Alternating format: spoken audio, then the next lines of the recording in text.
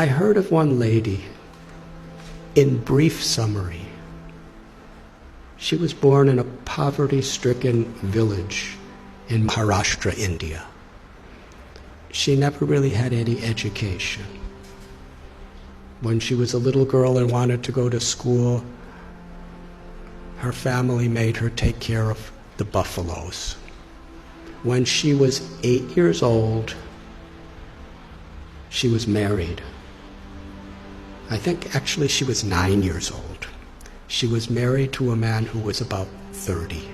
By the time she was 19, she had 3 sons, and she was pregnant. A mafia type of person who was exploiting the people of the village was especially forcing the women of the village to work really hard and paying them practically nothing. And everyone was afraid. But Sindhutai told the local collector, who was overseeing the police, and that person was stopped from what he was doing. But he was so angry. He went and told Sindhutai's husband a lie. He said, "You are such a fool. Your wife is having affairs with so many men. In fact, the child that is within her womb is my child, not yours. I've been having sex with her. If you don't kill the child and kill her, I will kill you." So the husband, the girl's 19 years old, he kicked her in the chest, not in the chest, in the stomach, repeatedly, to kill her and the child. She laid unconscious. He thought she was dead. So he dragged her to a cow shed where a whole herd of cows are being kept, thinking that people will feel that the cows just trampled her and that's how she died. So she laid there unconscious. And when she woke up, she said, she found one cow standing right above her, protecting her. There were all these buffaloes and oxen and cows walking, and they would have certainly trampled her. But this cow was keeping everything away from her.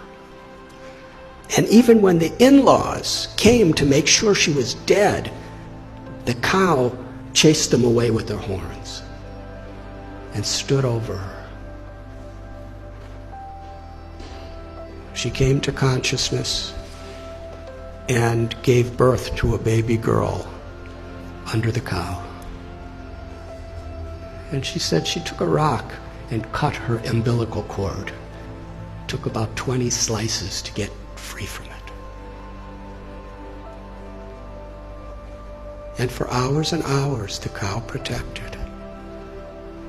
And Sindhutai, when she got enough strength, she embraced the cow and promised, "As you protected me when I was in great need, I will protect others who are in need." It's a long story, but no one would have her back. Her own family rejected her, her biological family, because according to their tradition, once you're married, you could never come back home. A foolish tradition, as many are these days. In order to not be exploited, she was sleeping in a crematorium with her little baby child.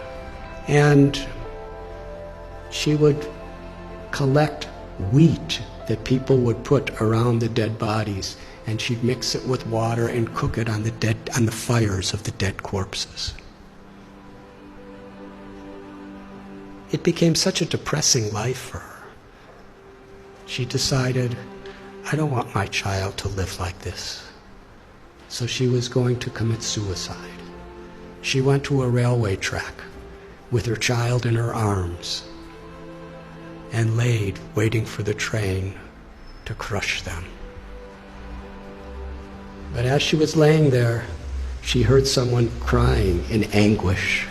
So she got up and she found an old man who was crying out. He was crippled. He was very, very invalid.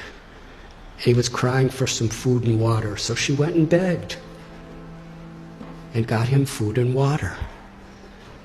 And she was thinking that old man was the voice of God. She called Krishna.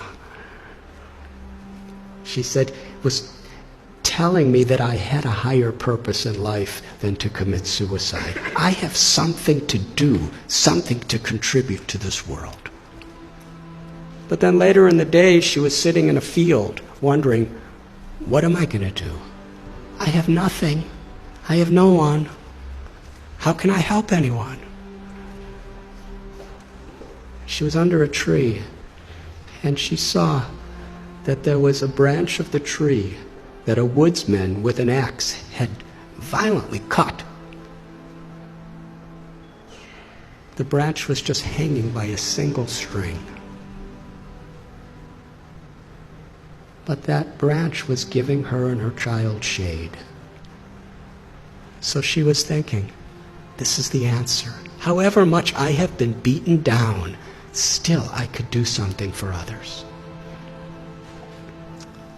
So she started going and finding homeless, abandoned, orphan children. And she became their mother, taking care of them. Somehow or other, she learned how to sing really nice, and she begged with her singing, and she provided for them, and somehow or other kept them safe. And after some time, people saw what a difference she was making to so many people that they built an orphanage for her.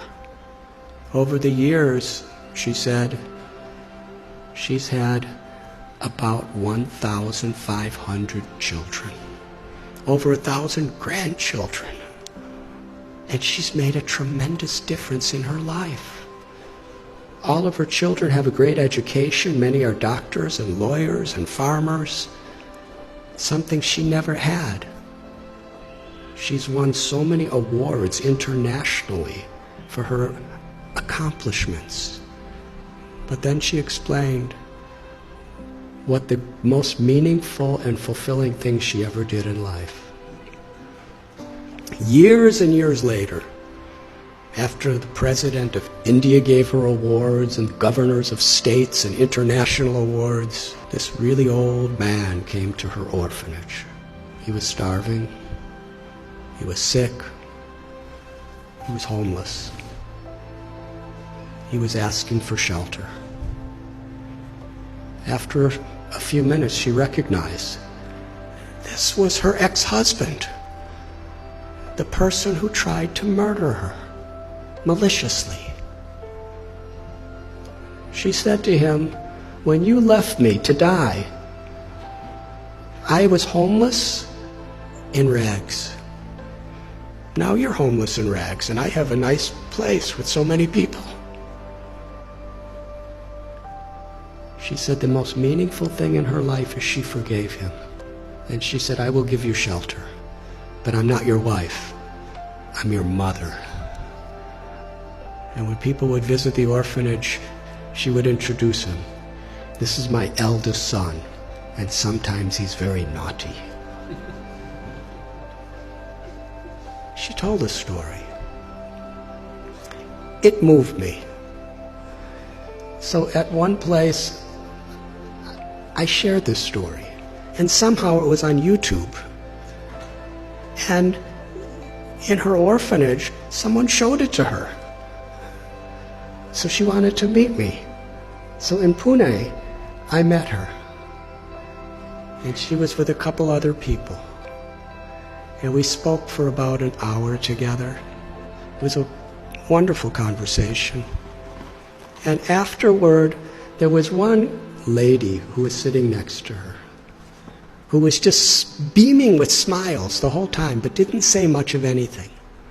And when I was just about to leave, Sindhutai said, I want to introduce you to this girl. She's the one who was born under the cow. She's now a medical doctor, and she's taking charge of one of our orphanages. And then she said to me, I consider all of the tragedies in my life to have been gifts to empower me to make a difference to others. She considered it all the grace of God. She said, "My life has been a road with many thorns, but I made friends with those thorns, and my life became beautiful, and I could give beauty to so many other people's lives." That's one little example of influence without affluence. The power of compassion is far greater than anything that money can do. But when money and knowledge and strength and skills are built on the foundation of that compassion, then not only is our own life enriched beyond our comprehension, but we could make such a difference. We can have such an influence in the world. Each and every one of us, whoever we are. Because everyone is so inherently special. And nothing and no one can take that away from us, as long as we are aware. To be an instrument of compassion, an instrument of grace, is the true influence, beyond affluence. Thank you very much.